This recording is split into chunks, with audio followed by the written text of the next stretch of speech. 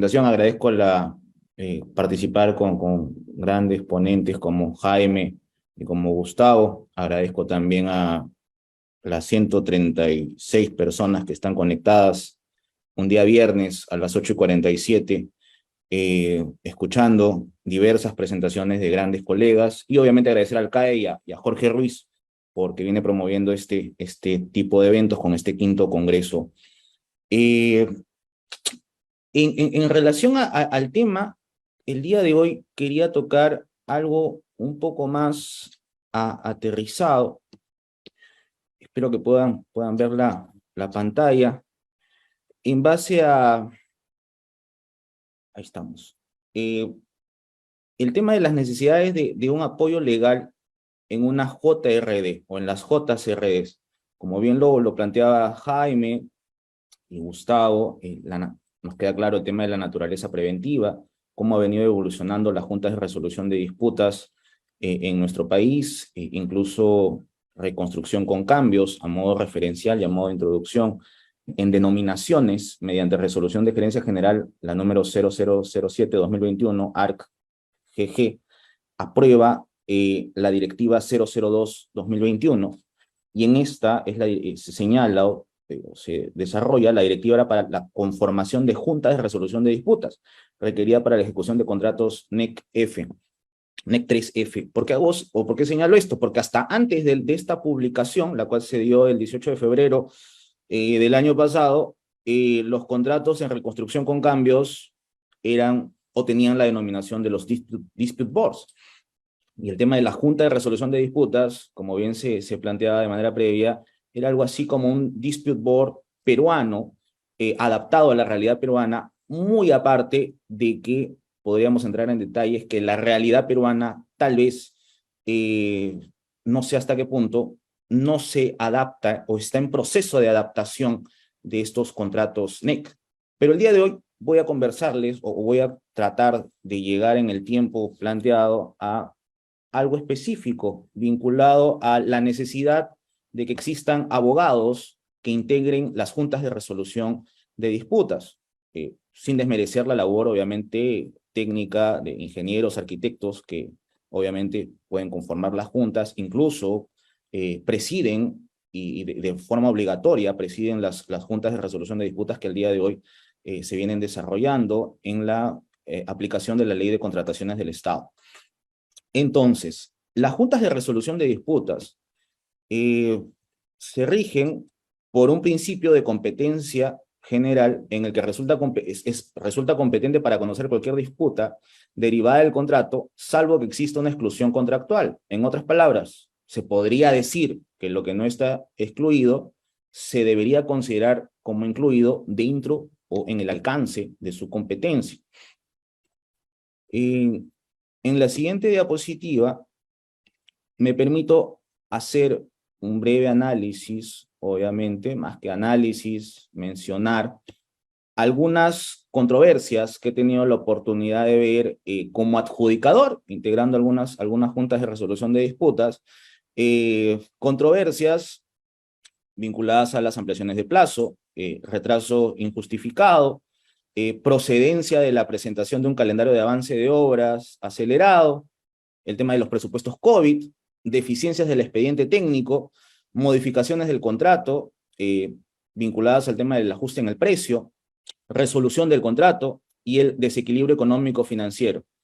Sin entrar en mayor detalle en estas controversias, entiendo que para muchos son bastante cercanas, solamente a modo referencial en mi estadística personal, y no sé si en la de la mayoría de los asistentes, podríamos decir que el gran origen o el gran problema de las controversias en este país, en los procesos, en las obras que se vienen ejecutando, resultaría, para mí, repito o reitero, en una estadística personal, las deficiencias en el expediente técnico. Y es que al momento que se contrata a un equipo, a una empresa, para que elabore el expediente técnico, tal vez no se ajustan demasiado a la realidad, o tal vez estos estudios no han sido muy actualizados,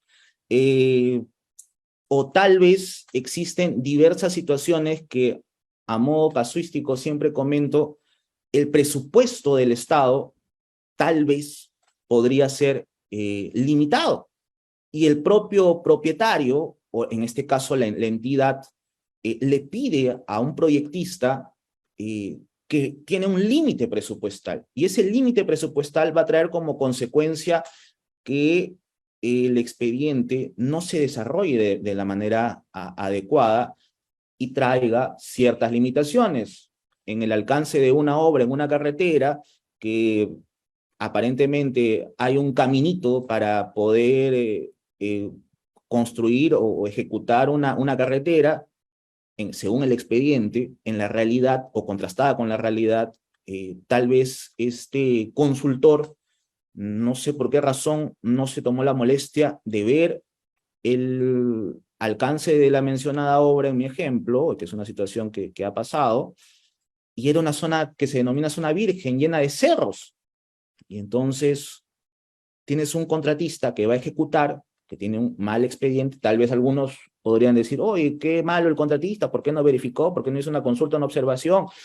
¿Por qué no se apersonó al lugar para ver si efectivamente habían cerros y no había un camino de trocha como estaba en el expediente?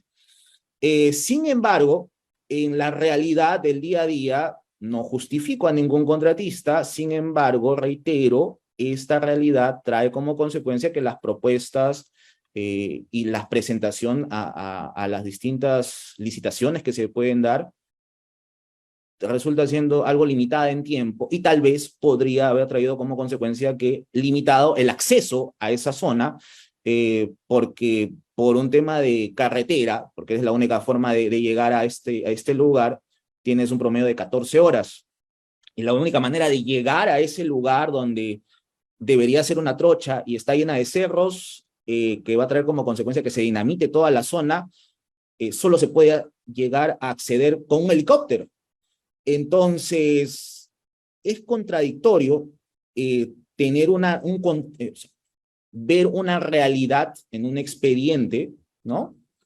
Y verlo en una obra. Entonces, los que hemos tenido el gusto de ver o estar en obra, podemos ver situaciones que, reitero, a modo de ejemplo, no es ninguna crítica ni nada por el estilo, simplemente parte de nuestra realidad el darnos cuenta que desde mi experiencia, o el darme cuenta que desde mi experiencia, yo creo que existe muchas deficiencias en la elaboración de los expedientes técnicos.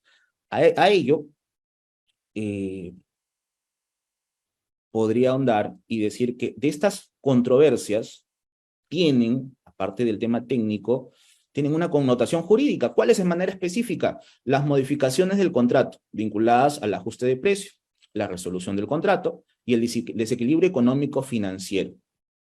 En relación a estas controversias, podrían salir algunas preguntas. Por ejemplo, estas pretensiones o materias que tienen connotaciones jurídicas pretenden una modificación del contrato a través del ajuste del precio, la resolución del contrato efectuada por alguna de las partes o ambas, así como el equilibrio económico del contrato. En estas materias, la JRD, que tiene un perfil eminentemente técnico, también resulta necesario un soporte legal. No podríamos hablar de peritos porque nos queda claro que en el tema de roles, los adjudicadores, abogados o ingenieros, no tenemos o no cumplimos el rol como peritos, pero sí los abogados que integramos una junta de resolución de disputas podemos contribuir a la junta con la experiencia legal y va a permitir o va a dar una percepción, hablamos de percepciones, no es lo mismo una visión de un ingeniero, de un arquitecto, y la de un abogado, todos tienen percepciones distintas, no desmerezco ninguna de ellas, pero juntas, integradas, podrían tener una visión mucho más equilibrada en pro y en beneficio de lo que todos queremos. El negocio de la implementación de una junta de resolución de disputas, por así decirlo, negocio, ¿cuál es el objeto? Es que la obra se concluya y que se concluya de manera adecuada. Entonces, considero que una visión legal en estos temas técnicos que tienen una connotación legal resulta siendo importante. Ahora, Puntualmente, la necesidad del soporte legal para las JSRDs se va manifestado en absorber las siguientes preguntas. ¿El desequilibrio económico-financiero es competencia de la Junta de Resolución de Disputas? Sería una primera pregunta. ¿Se aplica el artículo 34 de la Ley de Contrataciones, ¿no?, en relación a las modificaciones del contrato? Y si hablamos del 34, el numeral 10. ¿Se procede a la modificación del contrato? ¿Se aplica el principio de equidad en la Ley de Contrataciones del Estado? Ante esto, antes de dar las gracias, ante esto, ¿cómo resulta evidente la determinación sobre la competencia de una determinada materia de la Junta de Resolución de Disputas? Tiene un primer análisis de orden legal, hecho que en esencia se encuentra en mejores manos de una persona que tenga experiencia legal y no necesariamente los adjudicadores, sin desmerecer a los ingenieros, reitero, o arquitectos, porque hay muchos ingenieros y arquitectos que tienen experiencia legal. Yo conozco muchos ingenieros que podrían ser jurisconsultos y podrían ser abogados sin mayor inconveniente. Asimismo, determinar sobre la procedencia de una aplicación del numeral 34.1 del artículo 34 de la ley 3225, la ley de contrataciones, es una tarea, obviamente, ahí sí, que involucra necesariamente una evaluación jurídica. La modificación del contrato en aplicación del principio de equidad genera una determinación jurídica sobre su procedencia o no.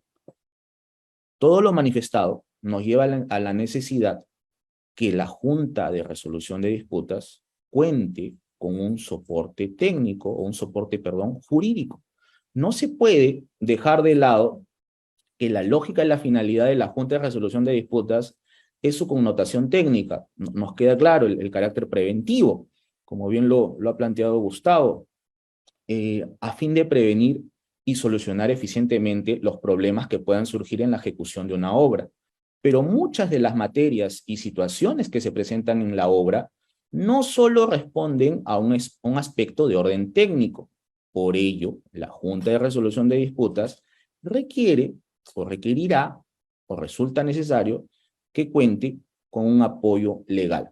Siendo lo más conveniente, obviamente es un planteamiento, una sugerencia, que la Junta de Resolución de Disputas no solo tenga una eminente connotación técnica, sino también posee una perspectiva jurídica, con lo cual podría proponer que la Junta debería estar conformada por dos técnicos, que podrían ser ingenieros, arquitectos o cualquier otro profesional que cuente con la idoneidad y legitimidad para estar a cargo de una junta o integrar una junta de resolución de disputas, y un abogado, situación que permitiría tener un equilibrio entre una perspectiva técnica y una perspectiva legal.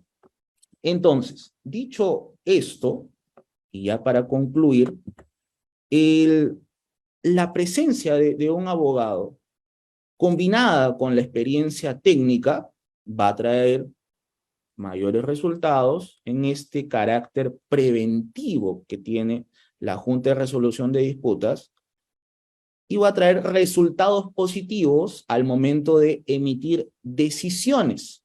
Dicho sea de paso, yo agregaría a la presentación el tema de que todos los integrantes de una Junta de Resolución de Disputas puedan tener, como bien también lo había planteado en ese momento Gustavo, técnicas de comunicación, técnicas de negociación, que sean expertos en el manejo de conflictos.